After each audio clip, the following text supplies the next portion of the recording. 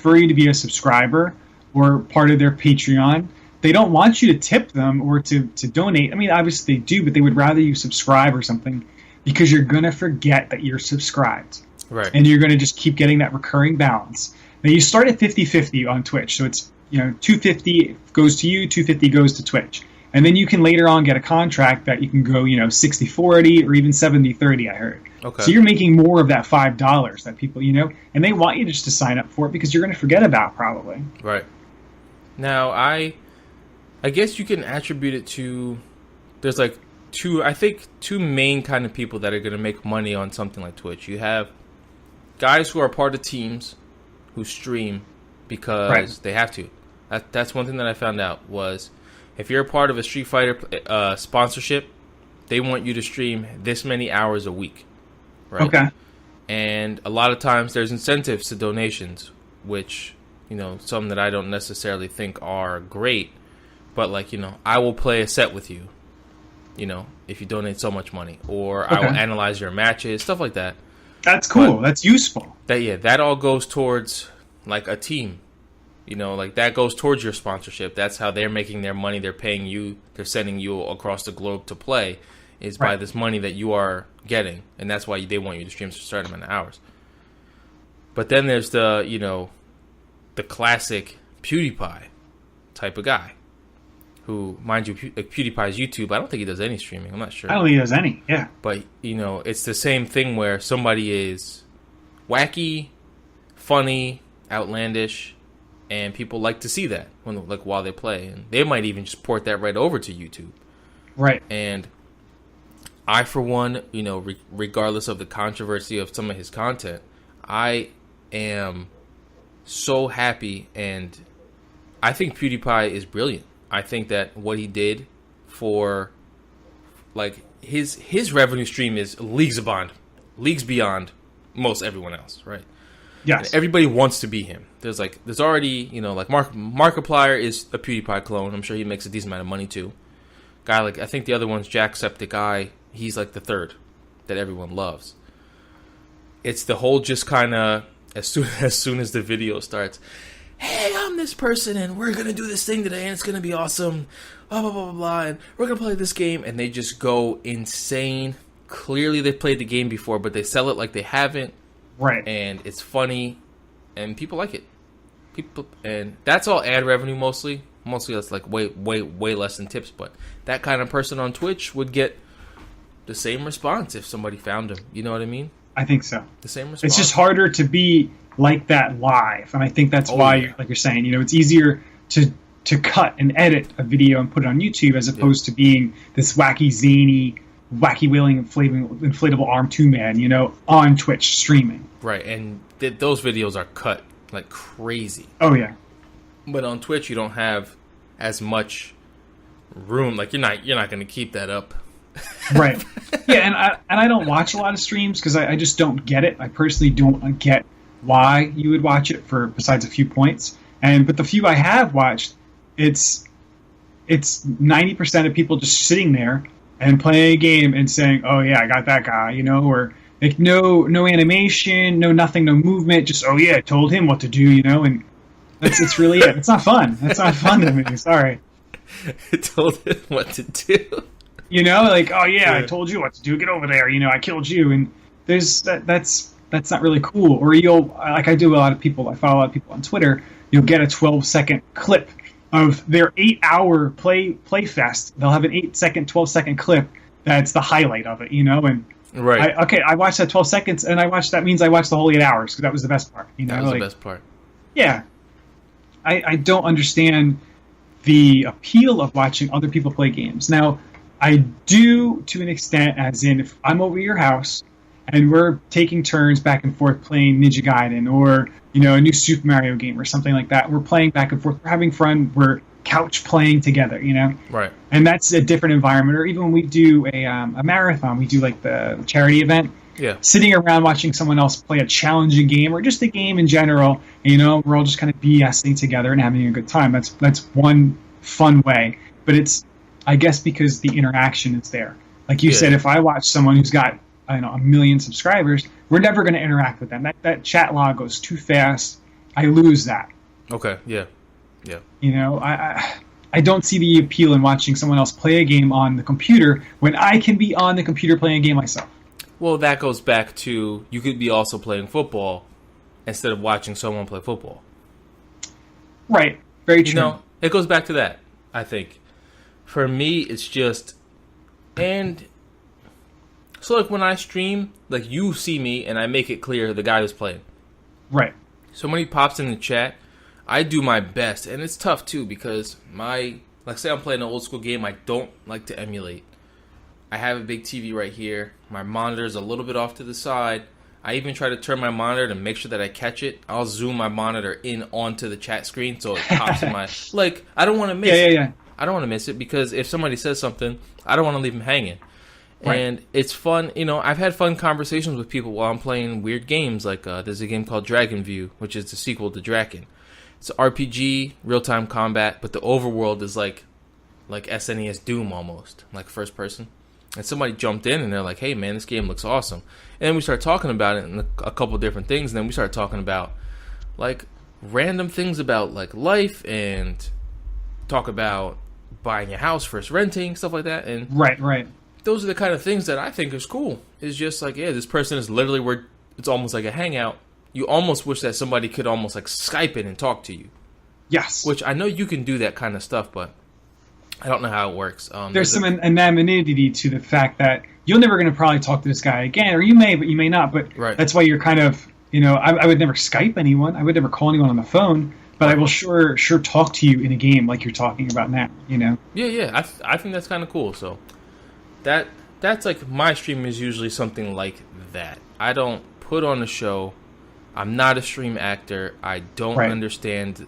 That's the thing I don't get is the stream actor. And I guess that goes to entertainment value, but somebody's playing a game that sucks or just doesn't require this much energy to play, and they're just going insane playing it. Like, oh my god! I guess I could attribute it to somebody playing a game like Road Rash and just going balls to the wall with their energy, like, oh my god, I can't believe it, and screaming and yelling, and oh my god, I felt like that. Like, bro, like, you're not that excited to play this. Yes. But that's the entertainment, right? Like, that's what that guy's trying to get is the entertainment side of it, and it totally falls off for me there. Like, nah, man, I'd rather actually just watch you play Road Rash then you become a cartoon while you play Road Rash, I guess. But that's me. Yeah. That's me. I mean, I like watching some people, like, I enjoy watching you, or not because I know you, but someone who's good at a game. That part is enjoyable, to watch someone who's very good at a game and see what they're doing, how they play, and, you know, how they interact with the other, not the other people in the chat, but the other character on the screen. You know, like, that's fun to watch a skilled player play a game. That's to some extent. And I'm not going to watch it for hours, but I'll tune in and give you a couple minutes, 10, 15 minutes, because it's like, you know, I respect you, and that's interesting. But it's also entertaining to watch someone who's really bad at a game, right? But who is an entertainer, you know, or, you know what, I really do suck at this game, and I know it, but you know what, I'm going to have fun doing it anyway. Like, you know, and that's somewhat fun as well to watch, I guess. I mean, for me, it's kind of fun for a couple minutes, but I'm not going to watch it for 4 hours. No. And it's interesting that you bring up the the skilled gamer thing too, because it is fun. It is fun to watch some, like, you're watching somebody live blow through Ninja Gaiden. Yes. You know what I mean? Or Battletoads, stuff like that. And but that also goes to what? Like AGDQ, SGDQ? Yes. DQ? That stuff sometimes is incredible. I watch that all day. As I watch, that is the only thing I will watch as much as I can, and live, because it's a very skilled player. And I'm not talking about the guys who glitch. Screw those guys. I don't care about those glitching ones. But, you know, they're playing and they're like, okay, right here, I'm going to jump on this because we found a trick that this block is much faster than going here. You know, like, I'm about at the education. I'm never going to play that game they're playing. I'm never, ever going to be anywhere near their level. But it's interesting to hear, yes, we found this, and this is the best way to do it. Or we totally skipped this boss because the boss wastes too much time. You know, or we use the death kill the death screen, so we fall and die here, so we can skip backwards. Right. Like, that part's interesting. Yeah, that stuff to me is insane. It's funny you mentioned glitch plays, because there's a video now of a guy who's playing what's the game where the girl runs across the rooftops? I can't think of it. Oh, Mirror's Edge. Yeah, okay. And it's a glitchless playthrough, and the guy is just naming all of the glitches that he's doing. And the guy who's, like, they kind of like always have the moderator person who's playing. Yeah. Is calling him out on everything he's doing. Everything. But mind you, they're friends. Come to find out, and they're doing it as a satire of how the entire glitchless playthrough thing is a joke. Because like only 4 glitches you can't use, and the rest of the game you can glitch through as much as you want. So watching somebody glitch through Mario 64 and beat it in 10 minutes, to me, isn't as impressive as somebody speed running Mario 64 legit.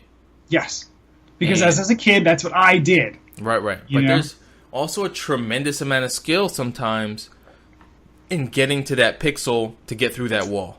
Oh, absolutely. You know what I mean? Yes. So it goes both ways. Really, I do prefer without glitches.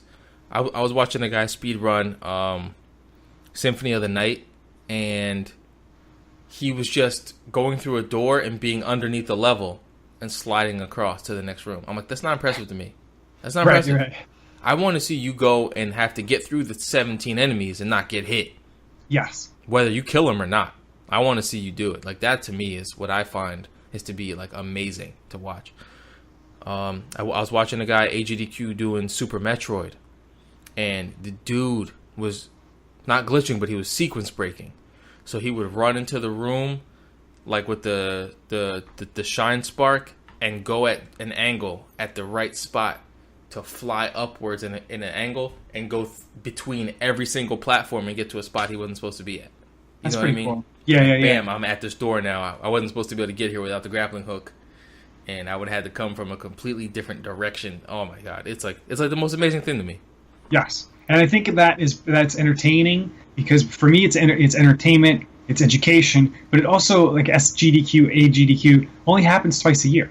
And they raise a ton of money for charity. Oh my goodness, they raise so much money, which is awesome, But it only happens twice a year, so it's not like I'm overwhelmed with all of this content. And I can go back and watch it at any point, but I don't. I watch it live, and that's it for me. If I don't catch it, I don't catch it. Yeah. Now it's just the fact that there's so many streamers out there. It's overwhelming. Who do you watch? And I personally will not watch anyone who I think is selling sex. Whether it be a dude or a guy or a girl. I'm not watching it. Sorry. Nope. You could be awesome, but I'm not watching it. No, I get that too. I usually, if I go to Twitch, I will go down to the bottom of the game that I want to see. Right. And go to the guy with the one or no viewers. Okay. And be like, "Yo, man, what's up?" And they're like, "Hey." And they appreciate you're looking for that so much. You're looking for that community, that touching that, yeah. Right. So it could be like between 1 and 10 people who are watching somebody play Elite. You know what I mean? And I find that much more enjoyable than going to the guy who's got 1,500 viewers. Right. And yeah, it's cool to see what he's doing, especially if he's great at it. Mm-hmm. But there's no interaction there whatsoever. And I guess that's kind of cool about Twitch, is you can interact with somebody who's playing the game that you want to watch. But if there's a billion people watching it, then you're not interacting at all. And I think Twitch is about the interaction for the most part. Well, I am interacting with that person with 1,500 viewers, because I'm going to subscribe and my name is going to flare across the screen. Or I'm going to give you $5 and now it's going to be like donation from, Yeah, that's how you're interacting. Donation from, and they have a wacky, and then they say your name. But that's why. That's why people donate, Chris. I'm telling you right now. Right. People donate for that moment. I think that those people think, like, man, everybody who's on this stream, these 1,500 people, just heard my name. Yes. And that makes them feel important. This streamer, guy's got 10,000 viewers. This guy said my name. And it's like, I don't care about that. I don't. Don't say it. I don't want anybody to know I'm here. Okay. Don't say it. So, I mean, I think that's it, man. I think that it got so huge, and I think that Twitch did actually a really good job porting that market from Justin.tv and pushing it because it became Yes. super successful. There's a couple different ones now. There's